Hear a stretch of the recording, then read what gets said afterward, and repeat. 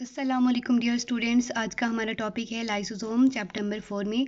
Lysosome को सबसे पहले डीडव ने 1949 में डिस्कवर किया था और ये तमाम यूकैरियोटिक सेल्स में मौजूद होता है। लाइसोसोम्स का जो वर्ड है वो डराइव्ड हुआ है from lyso and soma. Lyso का मतलब break down and splitting, soma का मतलब बॉडी होता है। एक ऐसी बॉडी जो कि ब्रेक डाउन और स्प्लिटिंग एक्टिविटी में इन्वॉल्व होती है, उसको हम लाइसोसोम कहते हैं। अगर हम इसका स्ट्रक्चर देखें तो ये बहुत ही सिंपल इसका स्ट्रक्चर होता है। इसके बाद जस्ट एक मेम्ब्रेन होती है, मेम्ब्रेन बाउंड ऑर्गेनेली है जो कि सिंगल मेम्ब्रेन इसके बाहर मौजूद होती है। इसके अंदर बहुत सारे एंजाइम्स मौजूद होती हैं। कौन कौन से एंजाइम्स हैं इसके अंदर? एसिड फॉस्फेटेज और बहुत सारे दूसरे हाइड्रोलाइटिक एंजाइम्स जो कि हाइड्रोलिसिस एक्टिविटी में इन्वॉल्व होते हैं। एंजाइम जो है जो इसके अंदर मौजूद होते हैं वो कहाँ से आती हैं, कहाँ से प्रिपेयर्ड होकर आती हैं?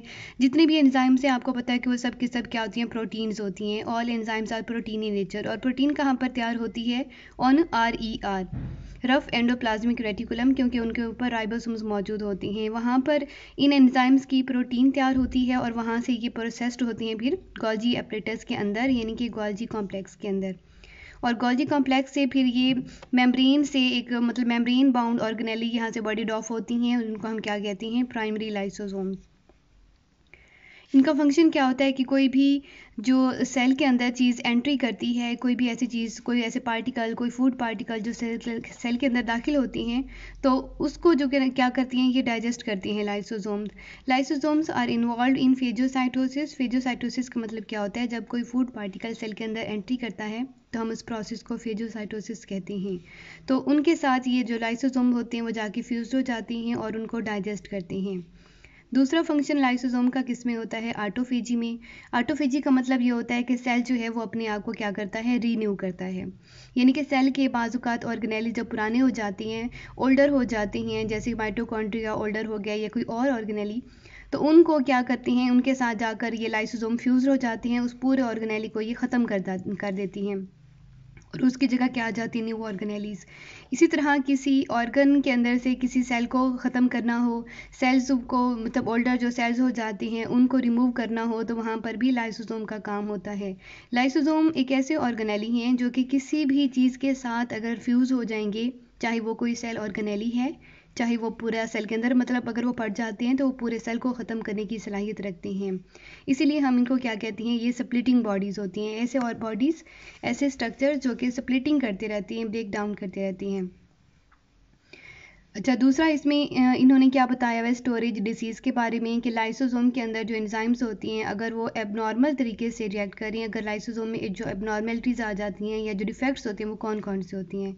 इनमें सबसे कॉमन चीज़ जो है वो ये है कि लाइसोसोम के अंदर कोई भी एंजाइम अगर मिसिंग होगा, फॉर एग्जांपल बहुत सारी इसमें एंजाइम्स मौजूद होती हैं। कुछ एंजाइम्स लिपिड्स की ब्रेक डाउन कर रहे होते हैं, कुछ एंजाइम्स जो है वो ग्लाइकोजीन की ब्रेक डाउन कर रहे होती हैं। इनमें से कोई एक एंजाइम भी अगर मिसिंग होगा तो उसका नतीजा क्या होगा? कि वो जिस चीज़ को तोड़ रहा होगा ना, मसलन कि लिपिड को अगर एक एंजाइम तोड़ रहा है, तो लिपिड को तोड़ने वाला एंजाइम लाइसोसोम में अगर मिसिंग है किसी म्यूटेशन की वजह से, किसी भी वजह से, तो अगर वो एंजाइम मिसिंग है जो कि लिपिड की ब्रेक डाउन कर रहा था, तो एज अ रिज़ल्ट क्या होगा कि सेल्स में लिपिड जमा होना शुरू हो जाएगी, लिपिड की एक्यूमुलेशन शुरू हो जाएगी। इस एक्यूमुलेशन की वजह से ज़ाहिर बात है कोई ना कोई डिसीज़ हो जाएगी। इस डिसीज़ को हम कहते हैं स्टोरेज डिसीज़। जो किसी चीज़ के स्टोर होने की वजह से, जो किसी चीज़ की एक्यूमुलेशन की वजह से हो जाए, तो हम उसको कहते हैं स्टोरेज डिसीज़। ये कॉन्जेनिटल डिसीज़ होती हैं, यानी कि पैदाइशी होती हैं शुरू से ही, कि उसमें बाय नेचर क्या है, उसमें म्यूटेशन हो गई उसके DNA में, तो वहाँ पर एंजाइम बनना स्टॉप हो गया, वो एंजाइम नहीं बना। वो एंजाइम नहीं बना तो जिस चीज़ को वो ब्रेक डाउन वो कर रहा था तो वो प्रोसेस भी नहीं हुआ, तो एज अ रिज़ल्ट वहाँ पर क्या हो गया? Storage disease. इसकी डेफिनेशन क्या होगी? Are disease that occurs due to accumulation of various substances in the cell. Cell के अंदर मुख्तलिफ चीज़ों के जमा हो जाने की वजह से जो डिसीज़ हो जाती है हम उसको स्टोरेज डिसीज़ कहते हैं।